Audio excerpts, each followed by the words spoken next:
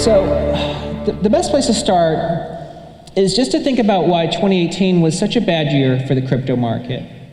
In some ways, 2018 was as bad a year as 2017 was a good year. So I've kind of marked that on this chart here. You can see we had an awesome 2017. Bitcoin went to an all-time high.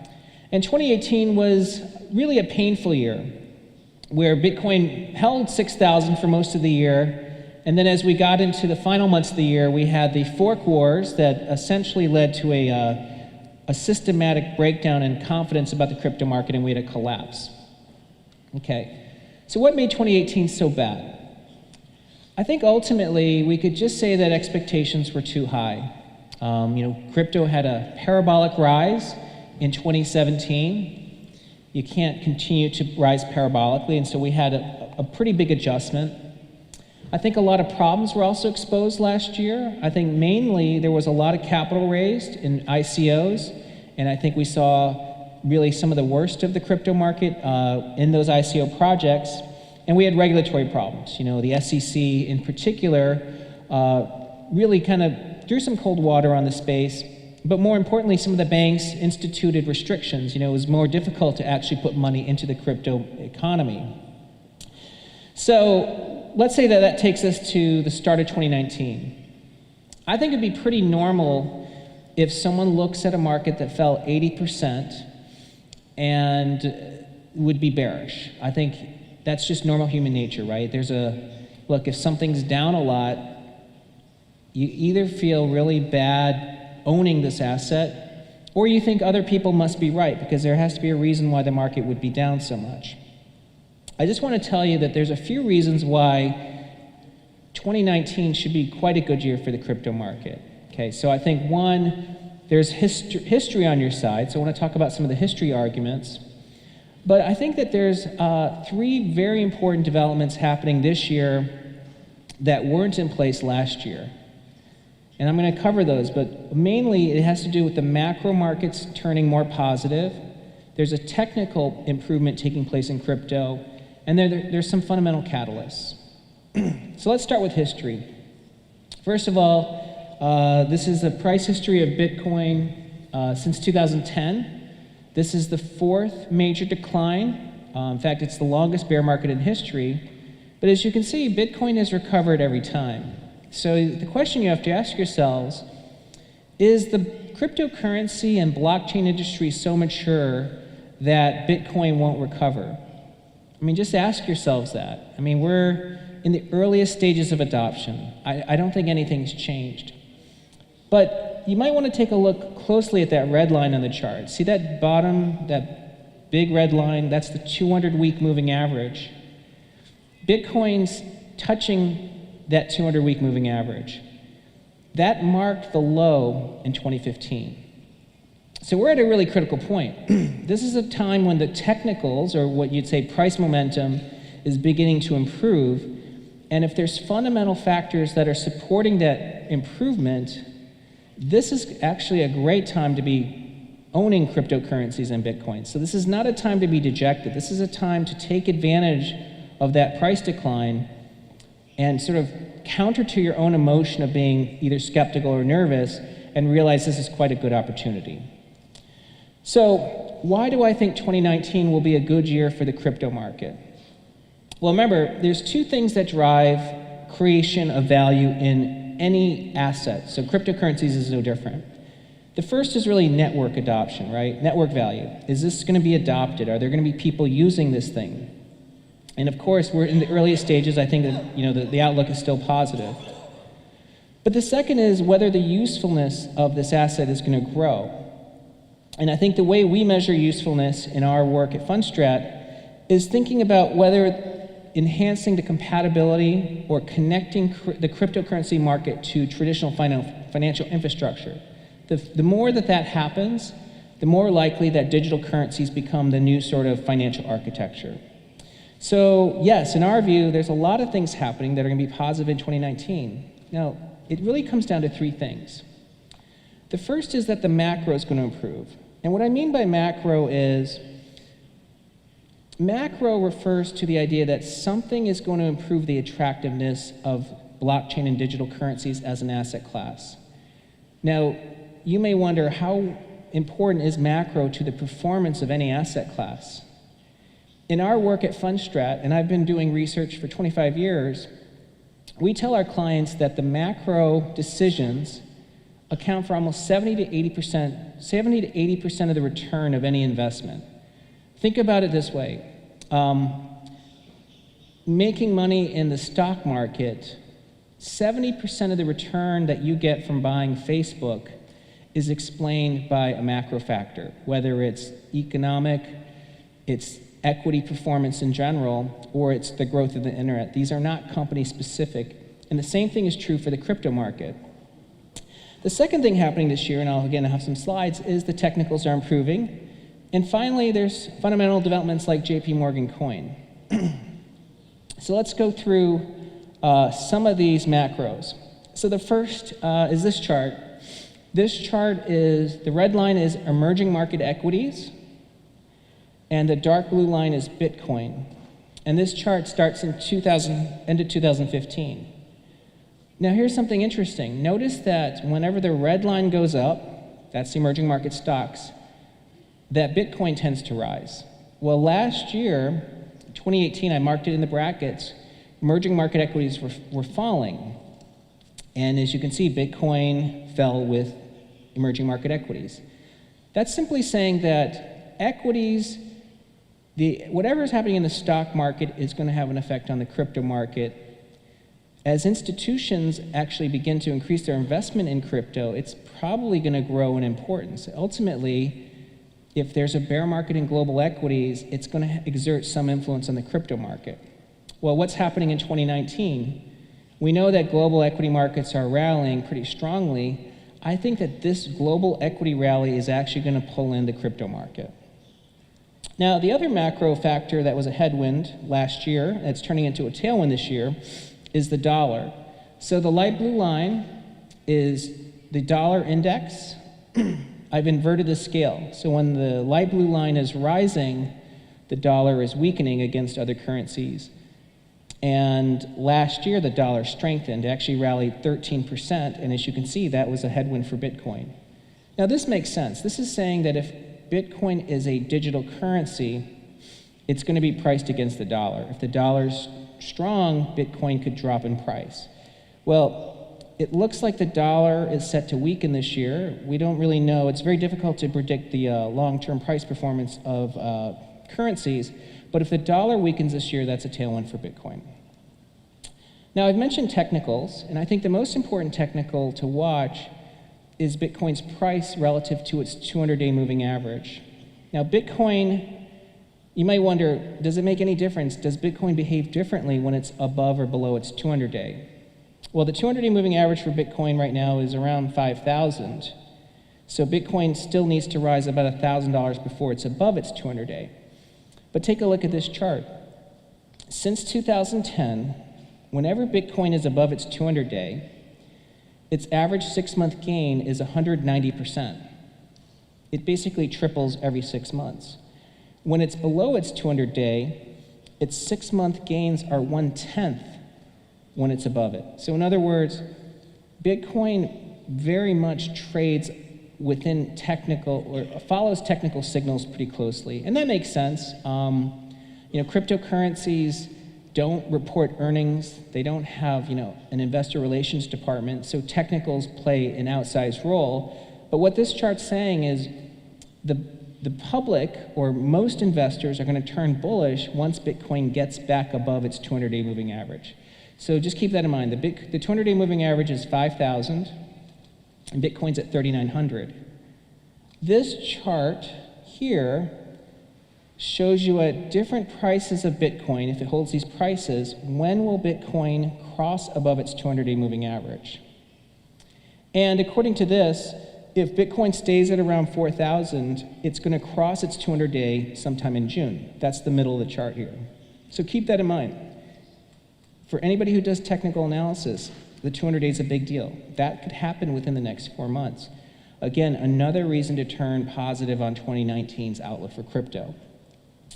And finally, I think there's a lot of positive catalysts on the infrastructure side. I mean, First of all, I think this was a very pleasant surprise. You know, JP Morgan launches their own cryptocurrency. Granted, it's permissioned, you know, but it is essentially digital money. So remember, this is a big deal. JP Morgan has gone from saying, you know, blockchain makes no sense to actually launching a cryptocurrency. We have pensions investing in crypto. Again, that happened just recently, but again, we had the first pension funds actually allocating money into the crypto market. You have to keep in mind, pension funds and endowments really help drive the growth of any asset class. They're the engines behind why private equity has blossomed, or why venture capital has bloomed, and also why hedge funds actually grew. So these, you know, the decisions made by pension funds and endowments are critical to the growth of an asset class. And finally, you know, BACT is going to launch later this year, and I think BACT is going to be quite useful. You know, it's really going to improve the plumbing between traditional financial architecture and the crypto market. So in short, I don't think you should be bearish about 2019. And just as a reminder, this is a chart we published in 2017. Bitcoin makes all of its gains in 10 days in any single year, okay? So even though there's 365 days to own Bitcoin, the performance comes in a very short period of time. The dark blue bars here show you the average return of Bitcoin if you didn't own it for the 10 best days in any single year. On average, you'd lose 23% per year. So in other words, all of the Bitcoin return occurs in those 10 days. So unless you're great at timing, I don't think you should be trying to time this market. Okay, so let's jump to digital assets are useful. I just want to see how much time I have. Okay. Okay, so first of all, I think these are some quotes, and I'm just putting them up here to remind you that anybody who is involved in technology or new technologies, even those who invent it, really never know the future. Now, I grew up as an equity research analyst covering the wireless industry. I started covering that industry in 1993 when there were only 34 million cellular phones in the world. Today, there's 4.5 billion. So I followed a market that grew by 1,500x. But I put some quotes here from technology pioneers. So in 1977, Ken Olsen, who founded Digital Equipment Corp., said there's no reason for any individual to have a computer in his home. And I think that might have been true in 77, but of course that's not true today.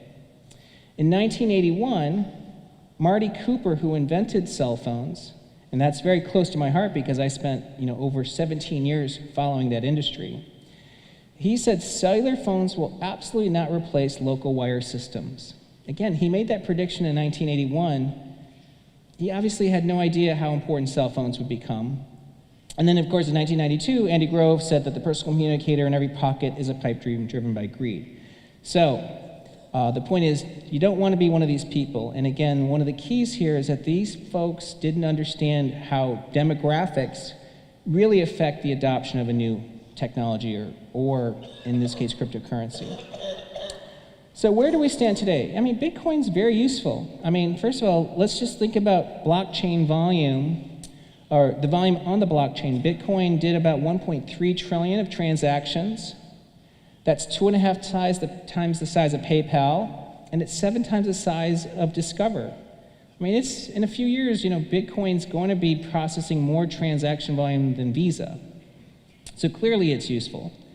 And I've mentioned this before, but cryptocurrency exchanges, which is really where a lot of the activity takes place, so this is not on-chain, but really trading, you can see, BitMEX, which we estimate earned about $1 billion last year, would rank as the 3rd most profitable exchange in the world of any market. And we think there's many use cases for crypto. Again, I don't have time to cover this all here in my presentation, but I think the key here is people who are skeptical of cryptocurrencies are skeptical because they think the traditional financial system works well. Well, it turns out the traditional financial system works well if you're rich. But more importantly, the traditional financial system actually is quite expensive to operate. And so this is where crypto is useful. Crypto replaces the trust component on traditional financial systems. That trust is allowing banks to earn trillions of dollars a year. So that's the value capture. And second, crypto would optimize how the financial system works, so we call that optimizing working capital. Today, 14% of all global GDP is essentially tied up on balance sheets in order to keep the financial system liquid. That's a huge amount of waste. And of course, we think crypto actually works quite well as a store of value. But let's just think about crypto as replacing the cost or saving money in the traditional financial system.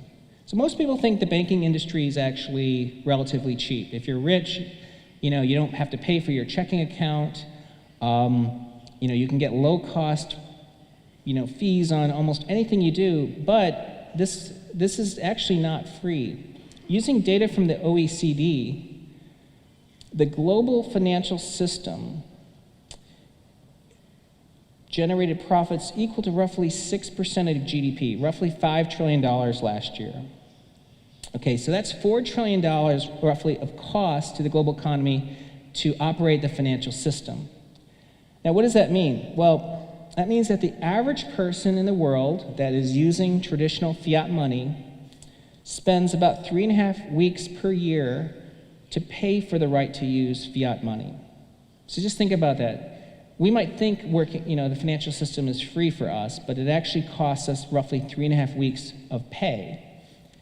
Now, banks, they don't really do much to earn your trust and make you happy, but on average, they generate about $860 a year in profit per person that actually uses their system. That's almost 1,000 times what Facebook earns. Now, Facebook is the most powerful company in the world, yet they don't even make as much money off their customers as a bank does. Okay. Now, this is a chart just to illustrate how much the banking system doesn't even rely on the interest rate market to make money. The left chart shows you interest rates since 1970, and you can see interest rates have generally been falling. The chart on the right shows you the banking industry's financial capture. As you can see, the industry has earned a rising share of GDP despite lower interest rates. So again, the cost of trust in the financial system is actually growing over time. And you can see some stats. 5 of the US banks control half of all assets. Outside the US, it's even more concentrated. Typically, the top 3 banks of any country control 75% of assets. Okay. Now, let me just jump to demographics. Again, I just want to make sure I'm not...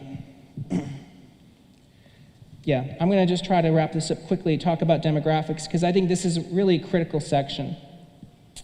What most people don't appreciate is demographics explain markets in ways that you can see from miles away.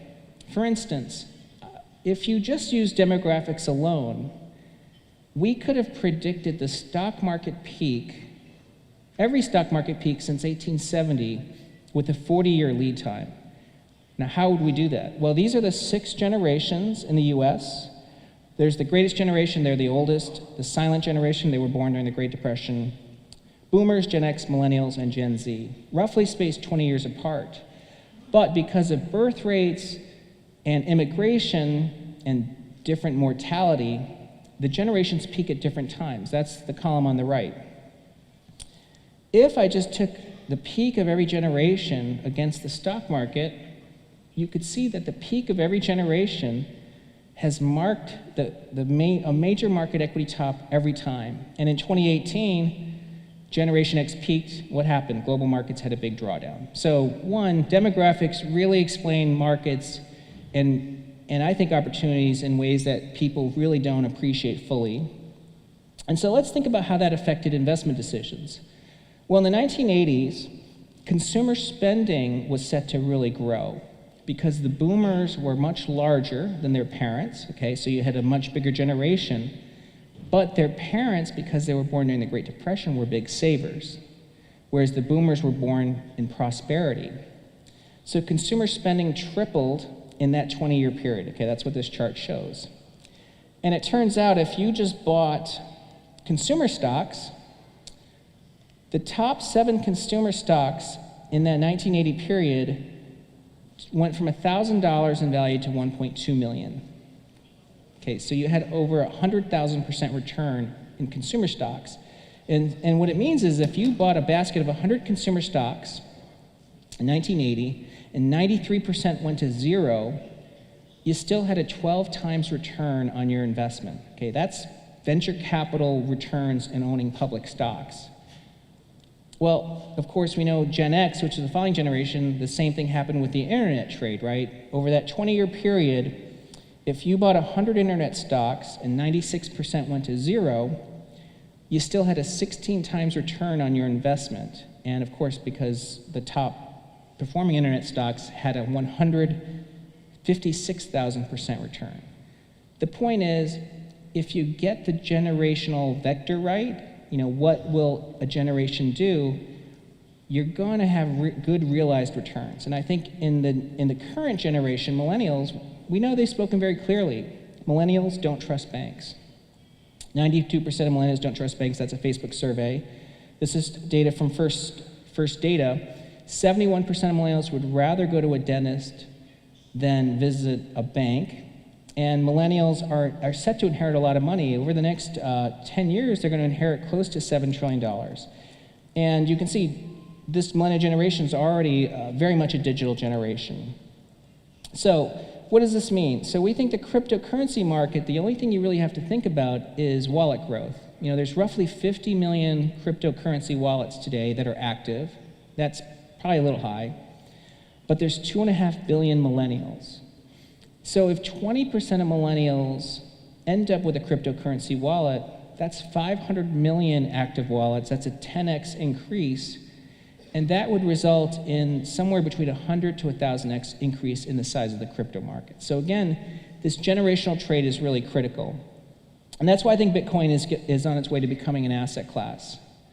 I'm going to wrap it up with just a few final slides here. But first, we know endowments are beginning to increase their investment in crypto. And we think, and some projects have already proved their usefulness. Bitcoin, I think, has really worked really well as sort of your base currency or your store of value. Ethereum's proving its usefulness. But there's a few that maybe aren't as well recognized. I think XRP is, proving it to be fairly useful in cross-border settlements. Binance is really showing that exchange tokens can be quite useful. And believe it or not, even Dogecoin has seen adoption grow despite the fact that it actually doesn't do anything. And in fact, these charts highlight this. This is slide 46, that if you look at the performance of cryptocurrency projects, which is the y-axis, and the x-axis is the change in active users, the best performing projects are those that actually have adoption. So again, usefulness is really determining which projects do well. I've got a few slides here. I think the slide's going to be available, so I'll just breeze through this. But one thing to keep in mind is that if you believe that the network value is driving cryptocurrencies, you can get an idea of what it implies for fair value. And again, I don't think you want to be judging the return of the crypto market on short periods like 12 months because it's a generational trade. But if you use the regression on network value, it implies that Bitcoin today, is worth roughly 14,000. And using a mining model, it implies, roughly 13,500. So in some ways, we can see that the cryptocurrency market is undervalued. Again, 2018 turned people bearish, but that bearishness of 2018, you shouldn't assume that that's what 2019 will look like.